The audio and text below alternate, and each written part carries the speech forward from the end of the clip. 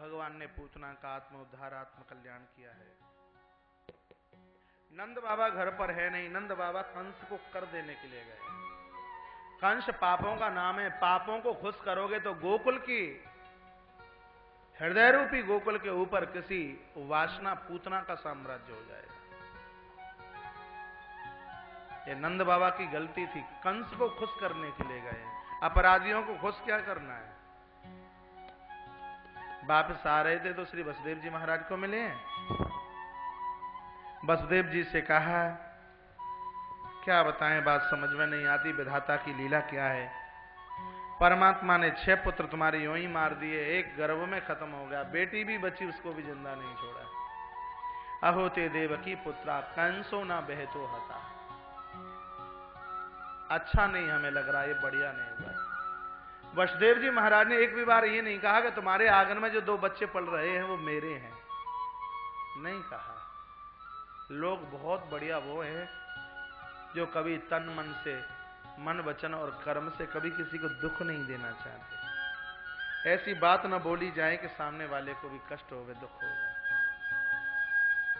वो श्री वसुदेव कहा ही नहीं।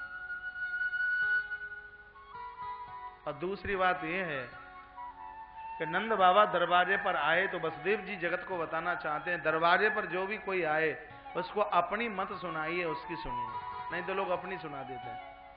एक रजिस्ट्री यहां कराई, एक वहां कराई, एक फला फला जगह कराई।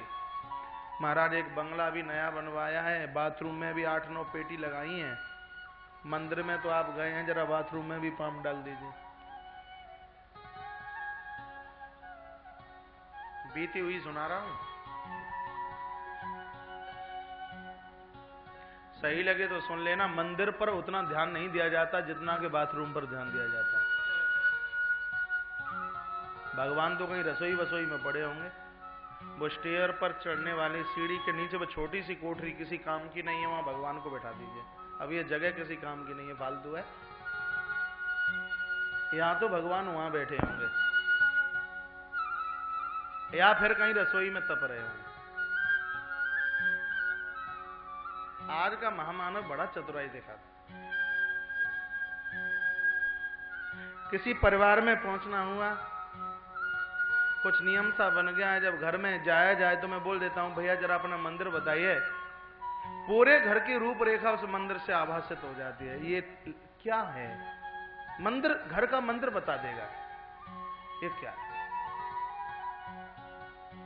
उस घर की बात कर रहा हूं जिसकी मंजिलें 9 थी महाराज, रहने वाले उतने नहीं थे, मंजिलें 9 थी। तो मंदिर दिखाइए, सो मैं रसोई में जाके खड़ा कर दिया, गोपाल जी बैठे हैं, प्रणाम कर लीजिए। लाला जी 9 मंजिल का बंगला और भगवान रसोई में। मैं खड़ा खड़ा सोच रहा हूं कि सपना देख रहा हूं कि हकीकत में वहीं खड़ा हूं। कहा महाराज श्री जी आप नहीं जानते, हमसे आयु में आप बहुत छोटे हैं, मेरे बड़े बेटे से भी 3.5 साल उम्र तुम्हारी कम है। मैंने कहा क्या बताना चाहते हो जी। हम ये बता रहे हैं कि समय तो है नहीं, फुर्सत तो है नहीं, इसलिए गोपाल जी को रसोई में बैठा दिया है। लाला जब भूख लगे तब पतीले का ढक्कन खोलकर अपने आप परोस करके खा लेना। महाराज चतुराई देखिए।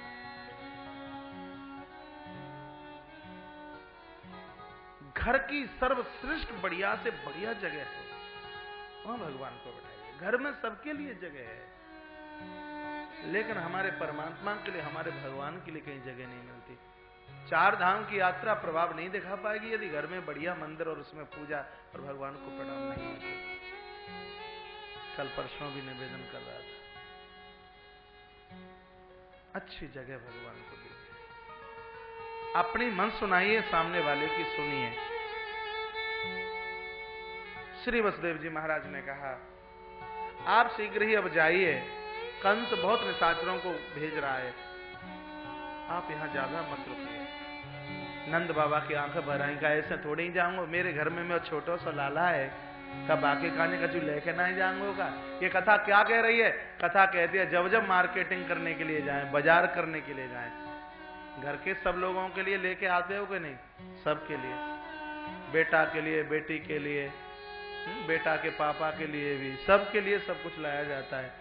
इसी संदर्भ में मंदिर में गोपाल जी भी तो बैठे हैं, भगवान भी तो बैठे हैं, उनके लिए भी लेके आइए। अलग से ना ला पाए तो जो लाए हो पहले भगवान को चढ़ाइए और उसके बाद में प्रसाद के रूप में घर में जिनको देना है उनको दे दीजिए। ये आपकी प्रेम लक्षणा भक्ति है। चाहे पति के लिए पैंट शर्ट लाई हो और चाहे अपने लिए लहंगा फरिया, भगवान को चढ़ाइए।